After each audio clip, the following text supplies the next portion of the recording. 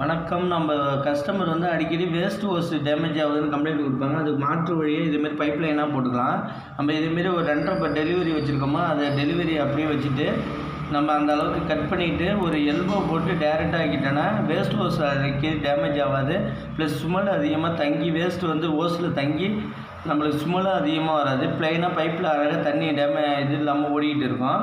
இப்போ இதேமாரி மாட்டு வழியை ஒட்ட தேவையில்லை. எல்போவை போட்டு ப்ளைனாக ஸ்ட்ரைட்டாக தள்ளி விட்டுட்டா நம்மளுக்கு வந்து அடிக்கடி ஓஸு சேஞ்ச் பண்ணுறது அதெல்லாம் இருக்காது. வீடியோ பிடிச்சிருந்தால் மறக்காமல் உங்கள் போல் யூடியூப் சேனலை சப்ஸ்கிரைப் பண்ணுங்கள். மறக்காமல் பெல் பட்டனை கிளிக் பண்ணிக்கோங்க.